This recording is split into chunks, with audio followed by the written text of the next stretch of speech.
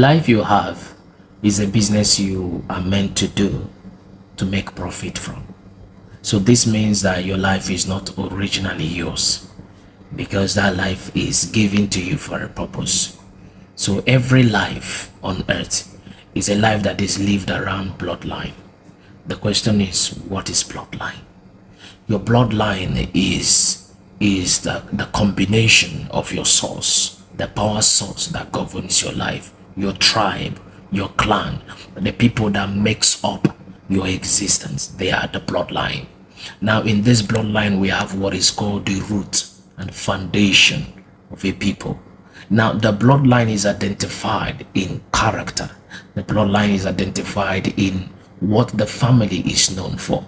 That's why the community is forged in different bloodline. We have the bloodline that produce rainmakers. We have the bloodline that produce priesthood. We have the bloodline that produce kingship. We have the bloodline of drunkards. We have the bloodline of town criers. Different kind of bloodline. Now all these bloodline have produced a life, and that life must be lived for the advancement of the bloodline. In a situation where we are told or we are exposed to waging war against our bloodline is I don't know how to explain it, but people, delight so much in fighting against their source. And when that happens, their life is taken away, because that life is given to you only for the improvement of that bloodline. So I think it is time we understand and ask questions why we were made part of that bloodline in the first place. Identifying your bloodline, engage in study. Identifying your bloodline has a lot to do with studying your roots, finding out what works for your family. There are families that they are very good at farming, and then because there is a lot of civilization, there is a lot of things happening, you decided to take a white-collar job. It's a sign that you are using the only life given by your bloodline to satisfy your mental need, not the need of the bloodline.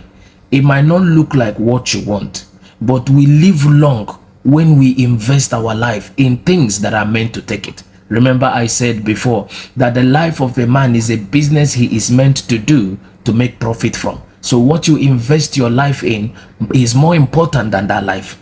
So we see ourselves investing our lives in things that is not carrying virtue. We see ourselves investing our lives in things that is not connected to our bloodline. If you came from a bloodline that produced kingship, you must never live as a commoner. You must never submit your life to a common way of living.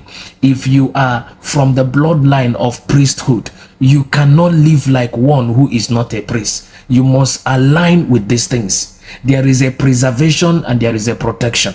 God does not preserve, God only protects. Now it is a preserved life that attracts protection. We preserve our lives when we live that life around our bloodline. So I encourage you this day to pay attention on your bloodline.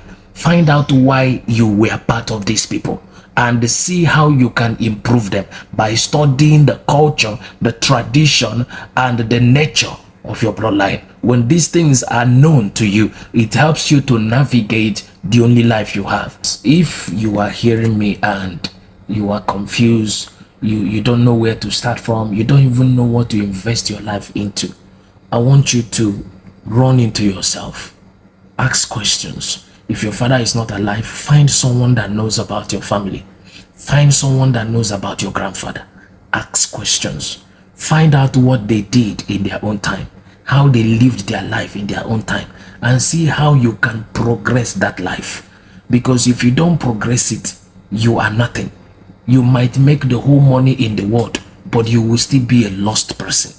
Because the essence of living is surrounded by the bloodline that gave you that life. We are owned. That is what I'm about to tell you. We are owned by people. We are owned by a group of people. We are not born alone. So as I'm talking to you now, somebody owns you, and you need to identify why these people owns you and how you can improve their lives. So the beautiful gift you will give yourself henceforth is to study your bloodline. And when these things are known to you, I can assure you it will help you to live right. Remember, a preserved life attracts God's protection. You are protected when that life is preserved, when you place value on that life. Have a beautiful day.